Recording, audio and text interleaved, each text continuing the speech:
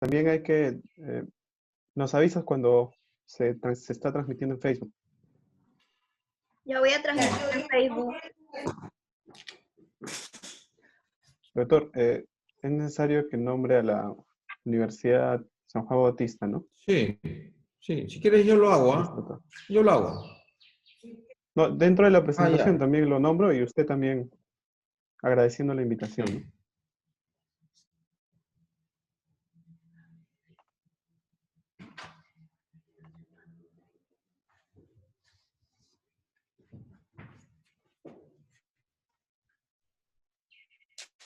Ya se está transmitiendo. Bien. A ver, esperamos.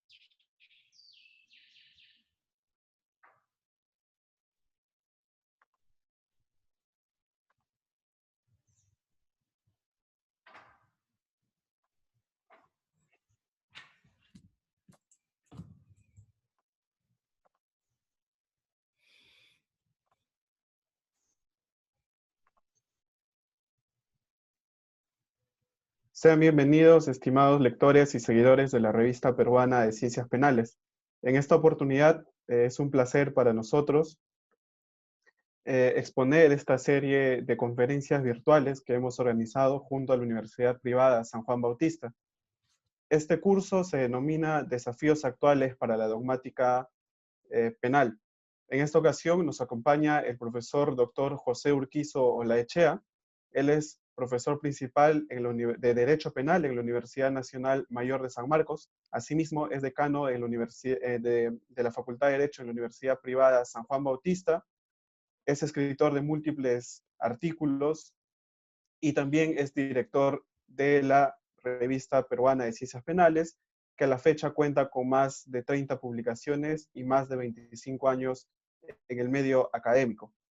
En ese sentido, sin más preámbulos, doy pase al profesor José Urquizo Olaechea, que en esta oportunidad nos va a exponer sobre el principio de proporcionalidad en el derecho penal.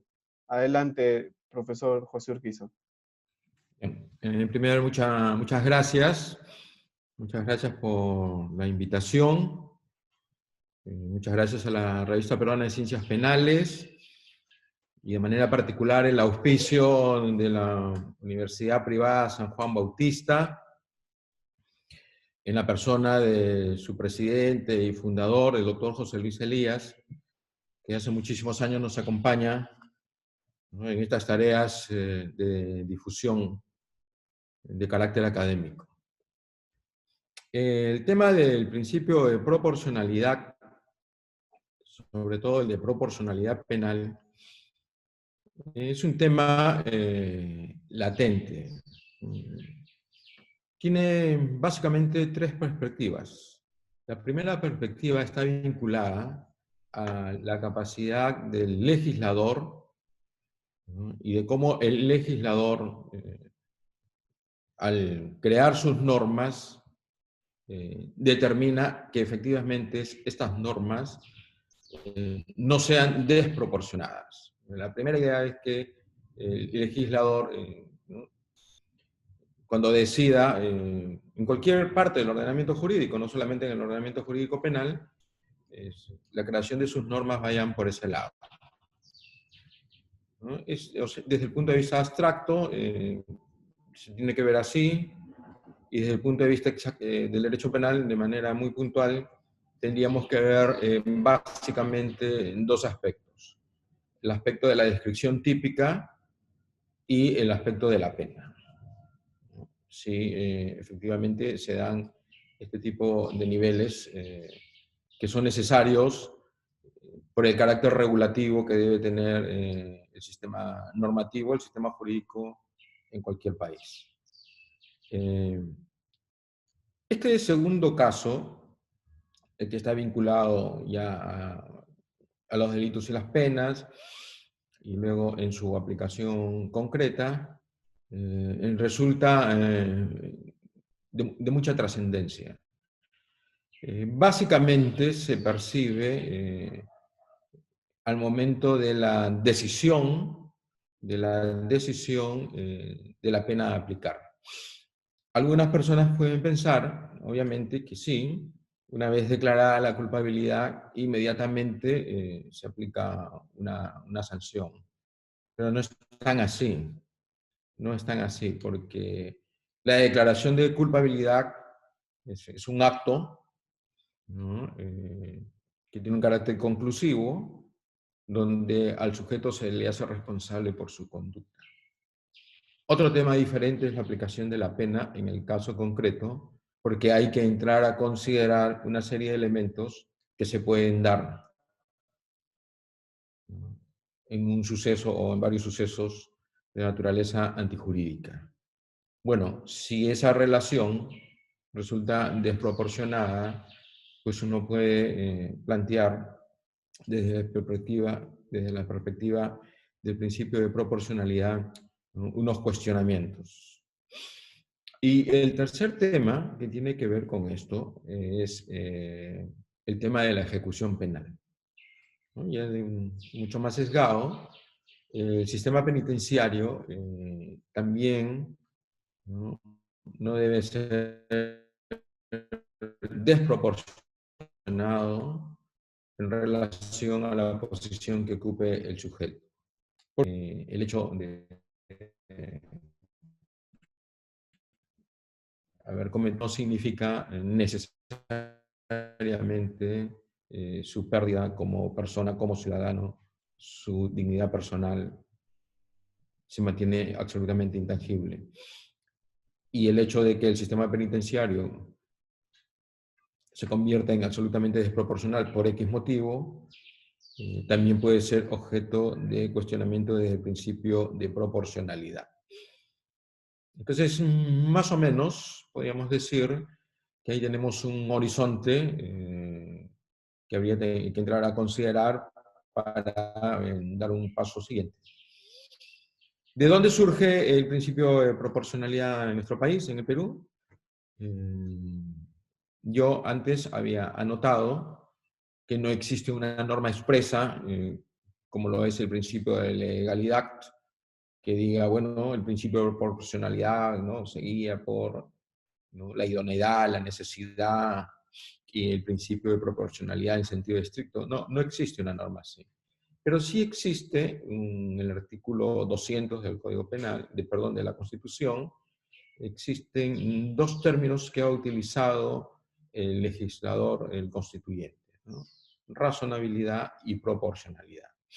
De estos dos términos, que están vinculados sobre todo a las garantías ciudadanas, el Tribunal Constitucional ha evacuado una serie de elementos de carácter material para poder afirmar que efectivamente, bajo un Estado social y democrático de derecho, existe el principio de proporcionalidad y hay que aplicarlo en cuanto sea necesario. En cuanto sea necesario, el Tribunal Constitucional ha dicho que las acciones del legislador efectivamente tienen una gran significación, que ellos tienen muchísima autonomía, pero eso no significa, eso piensa el Tribunal Constitucional, que esa autonomía sea ilimitada. Y no puede ser ilimitada, conforme piensa el Tribunal Constitucional, porque el modelo que nosotros seguimos es un modelo de Estado de Derecho, social y democrático. En consecuencia, ya el fundamento material, en este caso el principio de proporcionalidad, recae en esta consideración del Estado social y democrático de derecho, que tiene una serie de vertientes que luego vamos a ver. Entonces, por un lado, le dice, mire, señor legislador, usted sí tiene autonomía, usted puede decidir en la creación de las leyes, y luego, entre paréntesis, sus leyes no pueden ser desproporcionadas. Es decir, los medios que utiliza no pueden terminar avasallando las posibilidades de los sujetos. Y esto es un buen mecanismo, porque así se va orientando cuál es el medio más adecuado para nuestra comunidad, para nuestra sociedad en concreto. Es decir, que no se creen normas que realmente las bases mismas de lo que la Constitución peruana consagra, la Constitución del año 1993. La Constitución nuestra habla en principio de la dignidad de la persona humana, que es el fin supremo del Estado y de la sociedad. Y en el artículo siguiente habla del libre desarrollo de la persona, que deberíamos entenderlo como el libre desarrollo de la personalidad. Esto quiere decir, ahora me refiero al campo penal, que un código penal no puede estar actualizando o creando figuras que tengan connotaciones morales, que tengan connotaciones eminentemente religiosas, o que no digan ninguna relación con el libre desarrollo de la personalidad y la dignidad de la persona humana. Porque quedarían afectados una serie de derechos fundamentales. Entonces, se parte de esta idea, y este es un mensaje, obviamente, que surge de la Constitución, que se le traslada al legislador, y en todo caso, si el legislador se excede, el Tribunal Constitucional está en la capacidad, ¿no?, de intervenir. Intervenir en un sentido normativo, en cuanto él preserve los valores de nuestra sociedad. Nuestra sociedad ha determinado no solamente valores, ha determinado principios, ha determinado garantías, y estas subsisten, se mantienen, y además representan, ¿no?, un concepto propio a nuestra sociedad. Nuestra sociedad ha elegido un Estado de Derecho, ha elegido el imperio de la ley, y entonces en ese mundo se tienen que desarrollar todas estas actividades, ¿no?, que, como digo, no solamente afectan al derecho penal, sino afectan a todo el ordenamiento jurídico. Desde ese punto, el mensaje del Tribunal Constitucional es un mensaje claro, le ha dado un sentido y un contenido al artículo 200 de la Constitución, y esta aparece múltiples veces, y ya apareció de manera objetiva cuando se objetaron los delitos contra el terrorismo y los delitos contra la traición a la patria, los delitos de apología de terrorismo y apología por parte de profesores del terrorismo, ¿no? En esa oportunidad, el Tribunal Constitucional aplicó estas reglas de carácter fundamental, sustentadas precisamente en lo que significa el Estado social y democrático de derecho. En esa oportunidad, y luego también ya desde el punto de vista del derecho penal, se sigue un modelo de Estado de Derecho, se pone en evidencia cuál es su significado y su contenido. El Estado de Derecho significa básicamente que existen reglas de carácter general, son reglas que están absolutamente racionalizadas, que tienen que ver con las expectativas y desarrollo de una sociedad en concreto, y que tiene básicamente la idea de la igualdad de todas las personas, ¿no? La igualdad ante la ley, ¿no?, el ejercicio de sus libertades, por eso son derechos fundamentales, y otros más que le permiten su mantenimiento en una sociedad determinada. Eso ya básicamente no es un mecanismo de cuestionamiento, nosotros lo aceptamos tal y cual, y bueno, desde esa perspectiva, el imperio de la ley debe ofrecer, ¿no?, estos mecanismos regulatorios que sirvan para la integración y la reafirmación de un sistema normativo en concreto. Paralelamente, nosotros también estamos hablando de un Estado social. Un Estado social quiere decir que no es indiferente a las múltiples disfunciones que pueden aparecer, y desde esas perspectivas hay un intervencionismo. Y ese intervencionismo tiene que quedar sólido en la medida que no ocupa una posición neutral, sino tiene una posición de carácter material, y esa posición de carácter material lo que hace es precisamente evitar las distorsiones producto de las diferentes posiciones, básicamente las posiciones sociales desventajosas. Y eso no es muy extraño. Fíjense ustedes que en estos días, en relación al tema este de la pandemia del COVID-19, inmediatamente se han actualizado viejas normas como las del acaparamiento. Al ver que como consecuencia de esta pandemia se necesitan cierto tipo de productos, y inmediatamente hay un reflejo de carácter social, ¿no?, que no se puede apoyar básicamente en la idea de que nos encontramos en un mundo liberal, donde uno puede poner los precios, ¿no?, y que puede incluso acaparar en holocausto de la salud y de la vida de las personas. Y entonces, desde una perspectiva de un concepto del Estado social, ¿no?, tiene esa posibilidad de intervenir en las disfunciones marcadas, ciertamente, por estas circunstancias. Y un Estado de derecho social y democrático significa, obviamente, el Estado democrático, que uno está en capacidad de revisar las normas. Que las normas no son, bueno, normalmente dicen escritas en piedra, pero que las normas no son solamente inmanentes y permanentes, sino básicamente están en un sistema donde todo es revisable. Todo es revisable conforme a diversas percepciones, a los cambios sociales y también a lo que podría significar procesos de revaloración.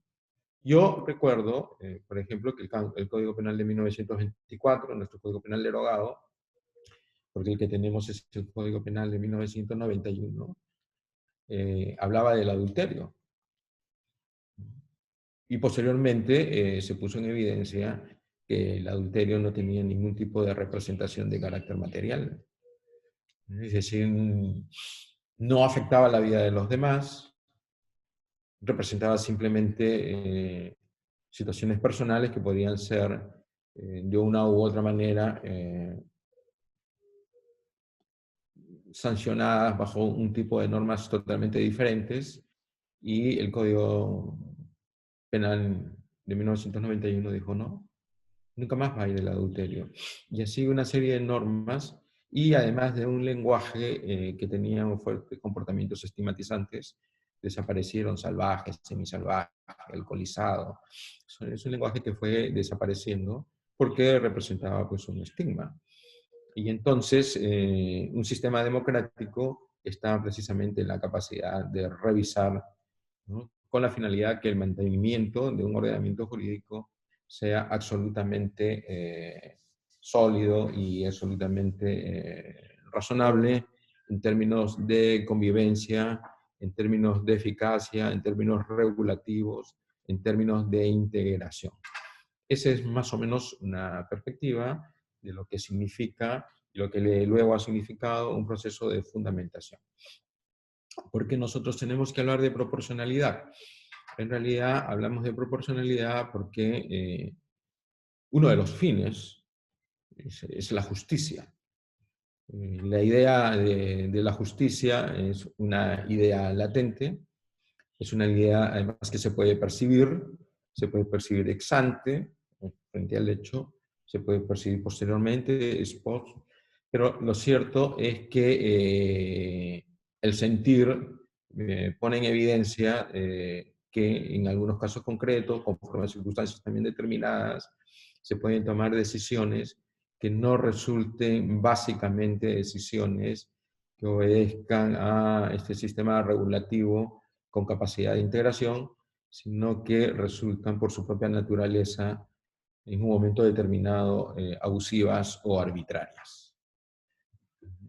Y entonces, cuando se dan estas circunstancias, que laceran las bases mismas de la posición de los sujetos, pues se necesitaba un medio adecuado para poder decir, bueno, esto hay que detenerlo, y ese medio adecuado es el principio de proporcionalidad.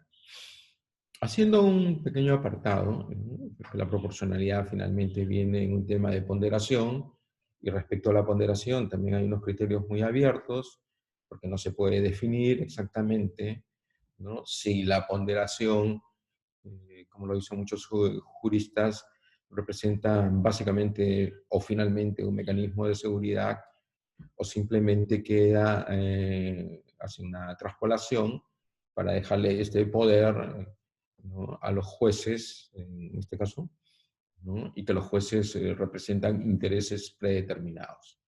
Yo considero que la idea de ponderación ciertamente no la podemos delimitar en el sentido de que, mira, vamos a poner 2 aquí y 2 aquí, no es así, porque la ponderación obedece a otro tipo de razones, que son las razones normativas.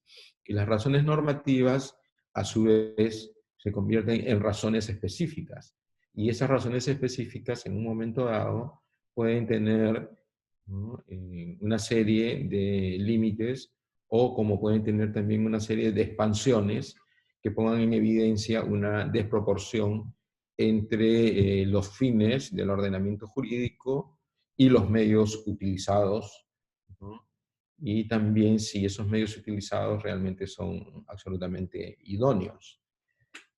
Entonces, esas circunstancias se pueden dar siempre, ¿no? Por eso yo digo que son latentes, y para estas circunstancias latentes es necesario también buscar instrumentos que sean útiles. En principio, uno podría decir, bueno, pero es que tenemos una serie de normas, las normas son reglas, estas reglas nos regulan totalmente, no hay ningún problema al respecto, y sería suficiente con nuestro ordenamiento jurídico.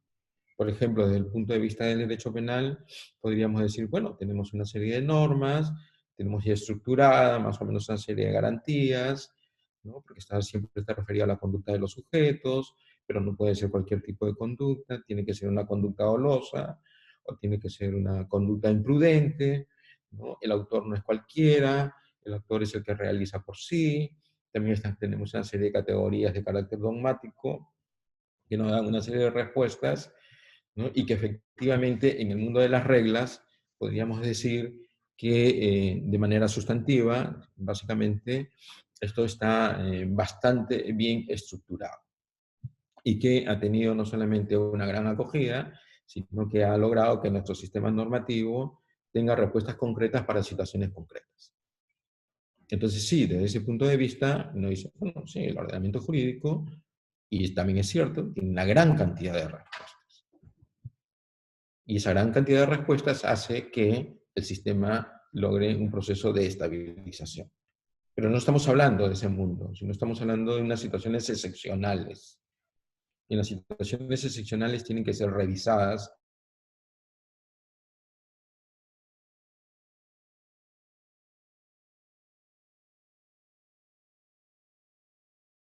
desde el punto de vista normativo. Legislar sobre el consumo de drogas, pues tuvieron que utilizar una serie de criterios, donde las características y sobre todo, ¿no?, la idoneidad y la necesidad nos llevaran a todos nosotros a poder aprender, ¿no?, que el consumo de drogas, si bien detrás tiene una necesidad, ¿no?, de impedirlo, porque eso daña la salud, ¿no?, y es necesario tener un control, porque además es un bien jurídico la salud de las personas, y el Estado tiene una obligación en el sentido de preservar la salud, y tiene que utilizar mecanismos idóneos. Normalmente, ¿no?, el tráfico de drogas está, bueno, claramente normativizado, y todos los medios que se utilizan también están normativizados, son obviamente sancionados. Pero ¿qué hacíamos nosotros con el consumidor? Lo podíamos tratar desde qué punto de vista.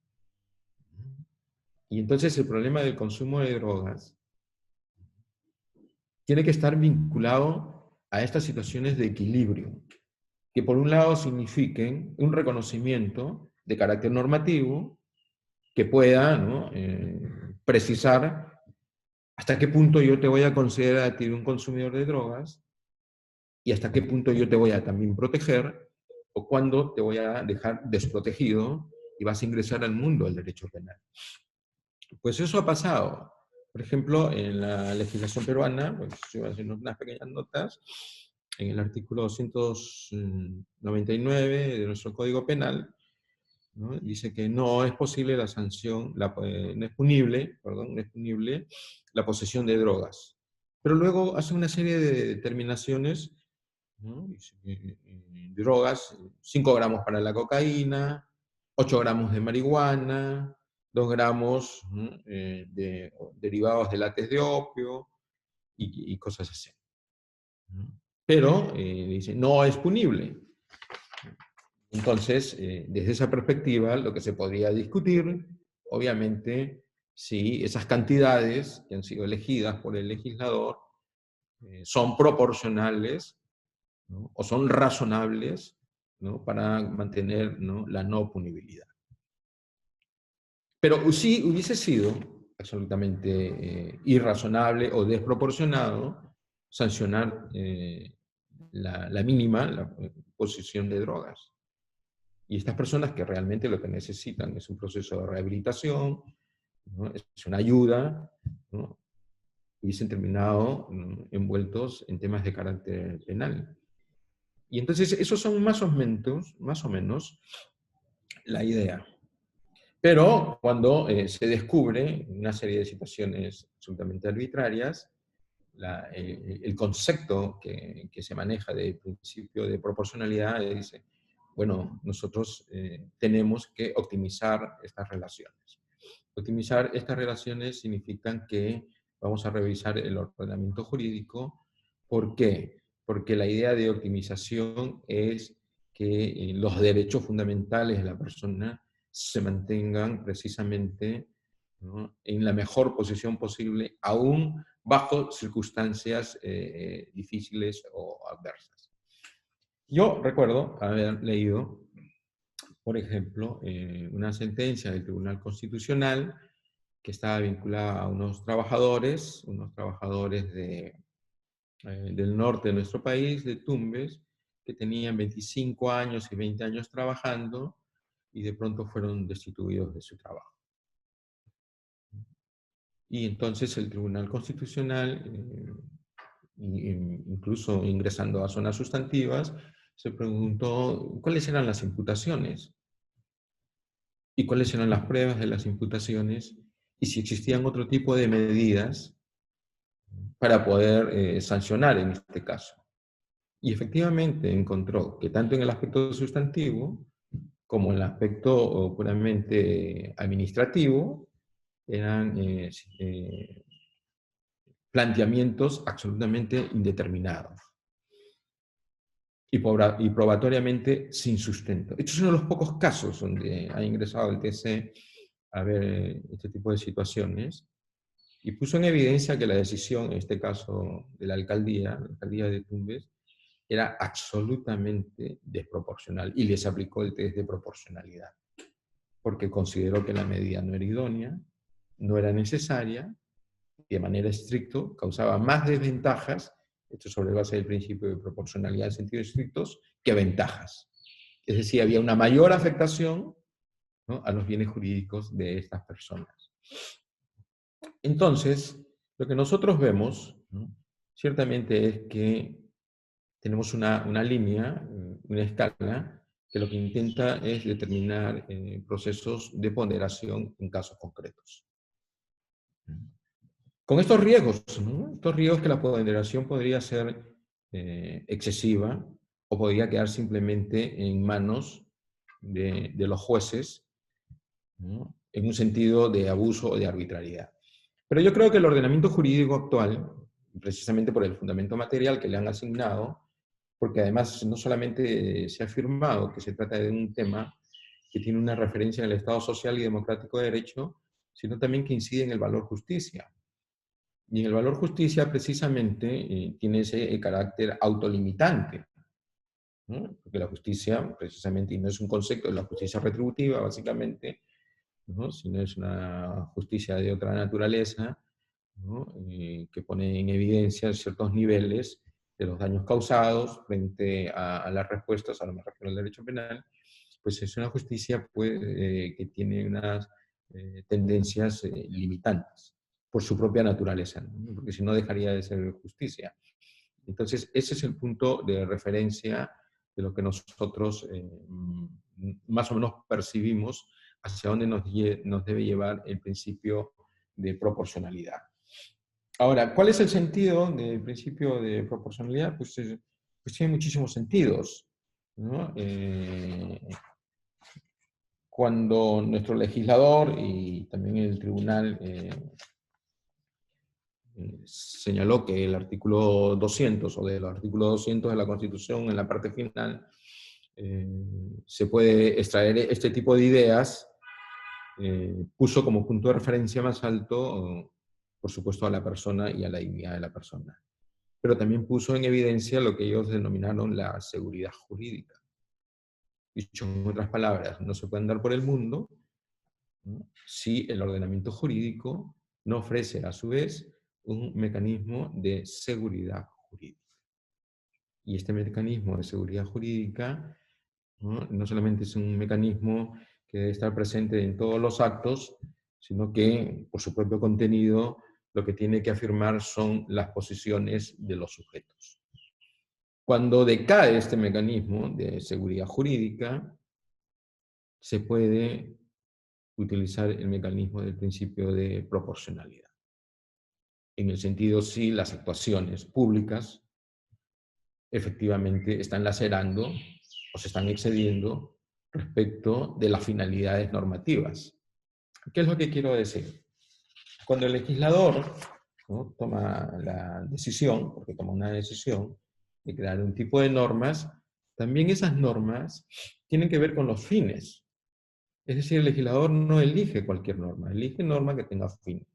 Algunas veces tiene fines sociales, otras veces tiene fines reparadores, otras veces tiene fines de otra naturaleza, pero siempre son fines.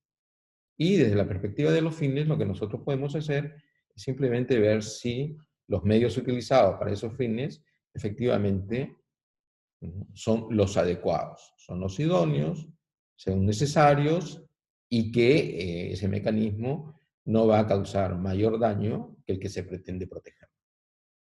Es decir, no es más gravoso que lo que se pretende proteger. Y a partir de estos criterios, ¿no?, de estos criterios, que además pueden ser planteados a cualquier nivel, uno puede reestructurar incluso los contenidos y los procesos de interpretación de carácter normativo. Porque, ¿cuáles tendríamos que pensar? Para que nosotros estamos trabajando con estas ideas del ordenamiento jurídico, pues estamos trabajando pues con la idea de que comunitariamente se puedan mantener las valoraciones, ¿no?, de la sociedad de forma masiva, y que estas valoraciones que integran su fase, ¿no?, regulatoria sean útiles.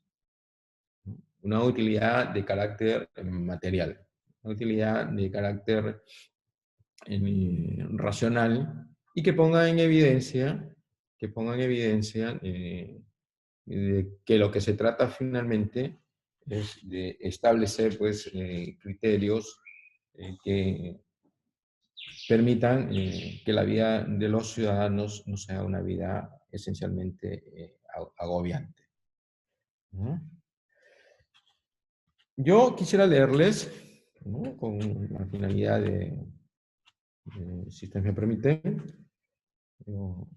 unas notas que he tomado de la sentencia 2192 del 11 de octubre del 2004. Dice: el principio de proporcionalidad ha sido invocado más de una ocasión, ya sea para establecer la idoneidad y necesidad de medidas implementadas por el Poder Ejecutivo, o también con ocasión de la restricción de derechos fundamentales en el marco del proceso penal. En el fundamento 16 y en el fundamento 17, dice el Tribunal Constitucional, es en el seno de la administración donde el principio de proporcionalidad cobra especial relevancia, debido a los márgenes de discreción con que inevitablemente actúa la administración, debido a la presencia de cláusulas generales e indeterminadas, como el interés general o el bien común. Y finalmente, dice el TC, el principio de proporcionalidad, como ya se adelantó, está estructurado por 3 subprincipios, que es lo que hemos estado mencionando, de necesidad, de adecuación y de proporcionalidad, en sentido estricto. De la máxima proporcionalidad en sentido estricto, se sigue que los principios son mandatos de optimización con relación a posibilidades jurídicas. En cambio, las máximas de necesidad y de la adecuación se siguen del carácter de los principios como mandatos de optimización con relación a las posibilidades fácticas. Esto supone que cuando el tribunal se enfrenta a un caso donde existe conflicto entre 2 principios constitucionales, deberá realizar no solo un ejercicio argumentativo, ponderación, sino deberá evaluar todas las posibilidades fácticas, la necesidad y la adecuación a efectos de determinar si, efectivamente, en el plano de los hechos, no existía otra posibilidad menos lesiva para los derechos en juego que la decisión adoptada. Quiere decir, ¿no? Que habla, ¿no? La elección adecuada, las normas aplicables al caso, ¿no? Son aquellas que deben obedecer al ordenamiento jurídico en su conjunto. Con lo cual pone en evidencia que el ordenamiento jurídico tiene una coherencia interna, tiene una racionalidad, tiene razonabilidad y tiene que servir para los intereses, ¿no?, predeterminados, los fines y objetivos del legislador. Y la comprensión objetiva y razonable de los hechos. Con lo cual parten 2. Por un lado nos habla, es necesario no solamente revisar las normas, sino también es necesario revisar desde el punto de vista del principio de proporcionalidad los aspectos fácticos, porque son aquellos que le van a dar sentido. Bueno, sin una facticidad en concreto, obviamente vamos a seguir hablando simplemente desde posiciones puramente abstractas, ¿no? Y esto nos lleva a decir que tienen que buscar que la medida adoptada sea la más idónea y de menor afectación posible a los derechos de los implicados. Esta es la sentencia 2192-2004 del 11 de octubre del 2004. Entonces, esto pone en evidencia que si bien nosotros aceptamos un ordenamiento jurídico, este ordenamiento jurídico no puede crear, incluso por vías de interpretación, posiciones absolutamente controvertidas. Por ejemplo, en los últimos tiempos, ya con esto finalizo, la idea de la prisión preventiva ha tenido una serie de cuestionamientos. Cuestionamientos porque efectivamente en muchos casos se ha pensado, se ha creído, o se sigue creyendo, que son medidas excesivas. Que es posible, ¿no?, para los fines, además para los fines del proceso penal, poder utilizar mecanismos alternativos, como pueden ser la detención domiciliaria, o como puede ser una comparecencia restringida, y que en cada caso, ¿no?, a priori, las presentaciones que se hacen para la solicitud de las detenciones provisionales, las detenciones preventivas, obviamente no necesariamente reflejan, ¿no?, estos obstáculos que además son el fundamento material, ¿no?, por las cuales se concede, ¿no?, de que el sujeto no se adhiera al sistema jurídico o que genere obstáculos a las pruebas. Estas son situaciones bastante extremas que uno las tiene que revisar. Pero ¿cuál es su significación? Que efectivamente, ¿no?, como son situaciones altamente sensibles, muchas veces estas decisiones terminan siendo o apareciendo, o se puede incluso creer que son innecesarias desde esta perspectiva, en la medida que se puede utilizar, y esa es la idea, ¿no?, del principio de proporcionalidad, las medidas que generen, que sean menos gravosas, que generen menos daño, ¿no?, y que pongan en evidencia, en verdad, el poder del ordenamiento jurídico, pero no un poder abusivo u arbitrario, sino un poder racionalizado, razonable y proporcional. Y yo les agradezco nuevamente por su atención y estoy a sus órdenes. Muchas gracias, profesor Urquizo. Ahora vamos a ver si hay algunas preguntas en el Facebook. Efectivamente, hay una pregunta, es del profesor Carl Andrei Borjas Calderón.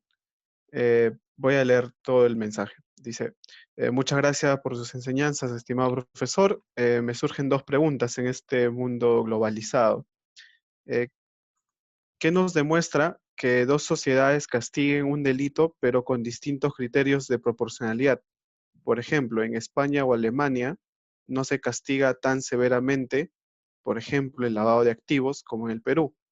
Y la segunda pregunta es, ¿la racionalidad y proporcionalidad del castigo, entonces, dependerá de la clase de sociedad que tengamos? Son las dos preguntas. Bien,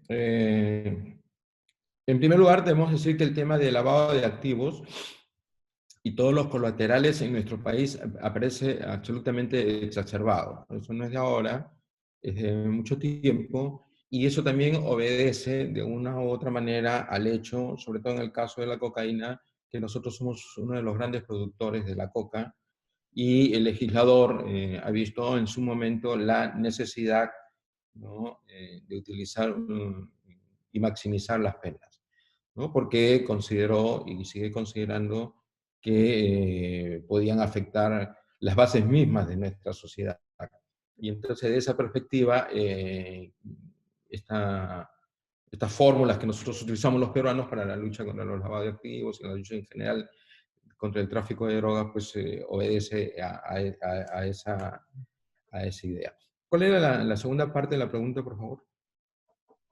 Un momento, por favor. La segunda dice, la racionalidad y proporcionalidad del castigo dependerá de la clase de sociedad que tengamos. Bueno, yo podría decir, no sé si todos recuerdan, hace unos años en Suecia, me parece, un sujeto, un francotirador o un tirador mató a una serie de personas y las penas que se aplican ahí no son tan extremas como las que aplicamos nosotros. Entonces, tal vez aquí la idea de las sanciones extremas o de alta penalidad obedezcan a, no sé, a un planteamiento ideológico que subyace en el sentido de que la solución penal es la mejor solución. Por supuesto que los criminólogos dirían todo lo contrario, y además desde otro punto de vista, desde el punto de vista crítico, tendríamos que ver si efectivamente esa actitud, digo actitud porque es la forma en que se comporta el legislador y que la sociedad lo acepta, incluso lo exalta, debe ser revisable, pero revisable desde un punto de vista general, abierto, con discusiones, para poner en evidencia que la pena efectivamente no es solución de nada en el sentido que se están planteando, ¿no? Yo recuerdo, un poco para ampliar la respuesta, yo recuerdo que hace muchos años apareció una tendencia en nuestro país sobre los delitos sexuales y se aplicaron incluso, se subió hasta los 18 años. Y entonces, ¿qué es lo que ocurría? Muchos enamorados que tenían 18 años y tenían relaciones íntimas, uno pasaba a los 19 y después le decía, mira, ¿sabes qué? Ya no vamos a seguir, pero si no seguimos te denuncio. Y había muchos casos de jóvenes que terminaron en las cárceles por este tipo de normas absolutamente irracionales, ¿no? Yo recuerdo que muchos jueces intentaron, incluso por la embargadura de la pena, neutralizarla de alguna manera, hasta que se derogó esa norma, ¿no? Que había pasado de los 14 a los 18 años el delito de violación sexual, ¿no? Entonces sí, ¿no? Muchas veces el legislador se convierte precisamente en el sujeto que, en vez de conciliar las relaciones sociales lo mejor posible, las exacerba, las lleva a un extremo y luego las convierte ideológicamente en paradigmas y con el aparente planteamiento que esto va a solucionar problemas concretos. Y no necesariamente es así.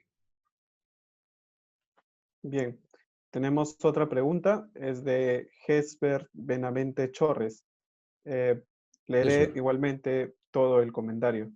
Dice, estimado profesor Urquizo, excelente ponencia. ¿Cuál es su opinión en torno a que la pena es un mal y que su lado aflictivo fundamenta su efecto disuasorio? ¿La privación de derechos es una relación formal, pero su proporcionalidad es un límite material? Esa es la pregunta.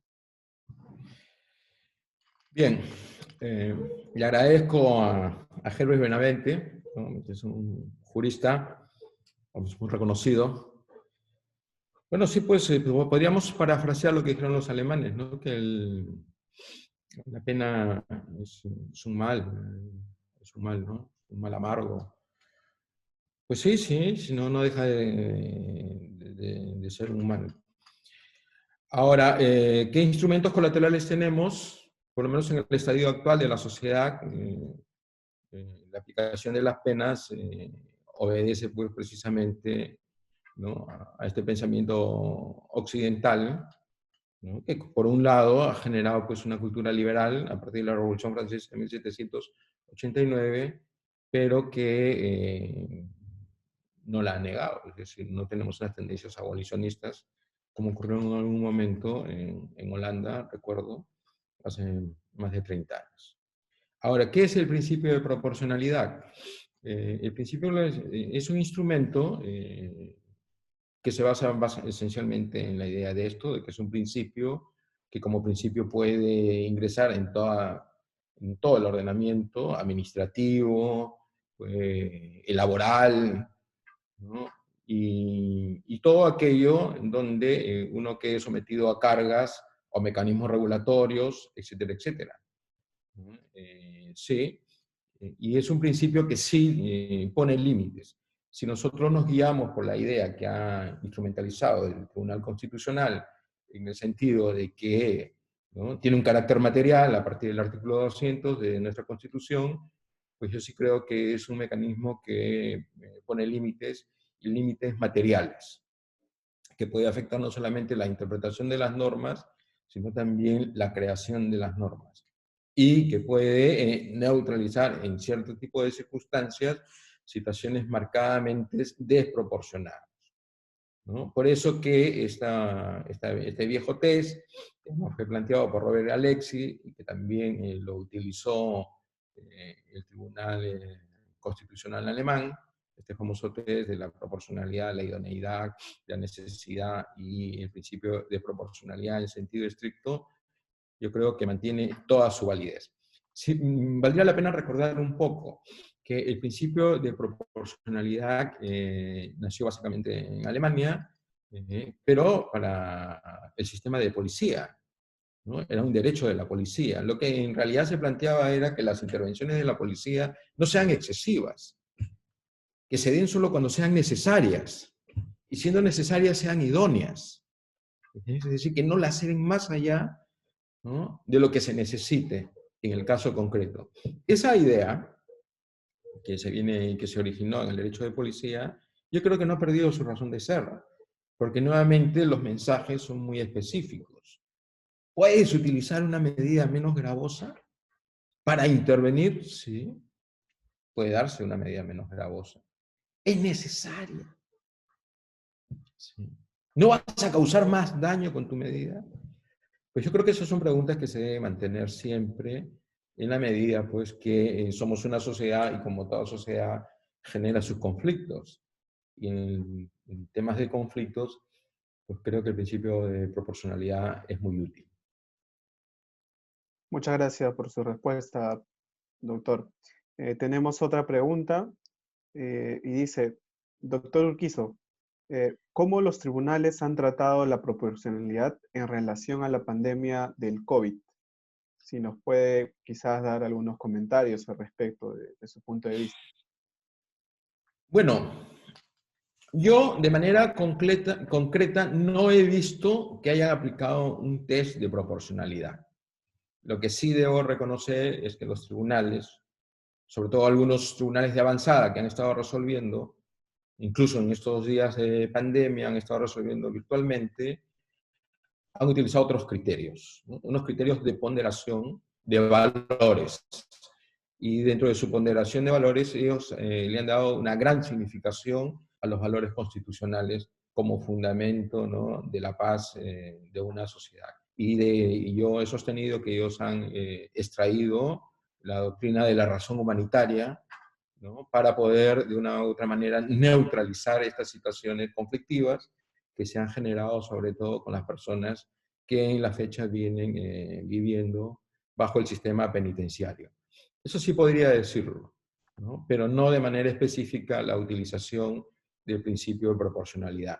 Ahora, pero si miramos la vuelta de ese razonamiento, razones por cuestiones humanitarias, en realidad lo que sí aplican pues son valores marcadamente guiados por la idea de la justicia en el sentido de la proporcionalidad.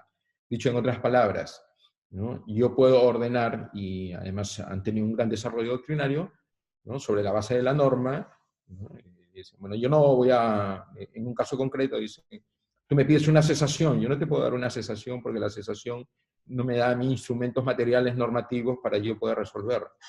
Pero sí puedo utilizar lo que ha señalado la ley respecto a la detención domiciliaria. Y entonces yo te voy a conceder la detención domiciliaria. Pero no te la concedo solamente porque existe normativamente, sino por razones humanitarias. Entonces, al agregar las razones humanitarias, ellos han creado un puente con la finalidad de poder solventar, en un caso extremo, porque este es un caso excepcional, posibilidades normativas, ¿no?, que en este caso diría yo que han sido idóneas, necesarias y han causado y siguen causando más beneficio que una situación gravosa. Pues bien, muchas gracias por sus respuestas, profesor José Urquizo. Pues bien, vemos que ya no hay más preguntas, por lo cual le pediría que nos pueda dar quizá unas reflexiones finales respecto al tema expuesto, ya para ir cerrando esta transmisión. Bueno, en primer lugar quiero dar las gracias por la invitación. Quiero dar las gracias a las personas que me han hecho las preguntas. Esto no es un tema cerrado. Tampoco es un tema, fíjense, uno tiene que revisar la bibliografía, tiene que revisar la bibliografía a partir de los trabajos del derecho constitucional, básicamente, pero que llevados al campo penal están fructificando, sobre todo a partir de situaciones muy concretas, porque claro, todos sabemos que las penas tienen que ver con la libertad. En ese sentido, yo creo que debemos profundizar con la finalidad de que el principio de proporcionalidad tenga cada día una mayor materialidad y sea utilizado las veces que sea requerido desde esta perspectiva. Nuevamente, muchas gracias. Pues bien, muchas gracias por su excelente ponencia, profesor José Urquizo. Y bueno, damos por terminado esta primera sesión de estas jornadas de de exposiciones sobre el derecho penal que están organizadas por la Revista Peruana de Ciencias Penales con el auspicio de la Universidad San Juan Bautista. Pues bien, hasta el día de mañana me despido, nos despedimos por parte de la revista y estaremos igualmente a la misma hora. Muchas gracias.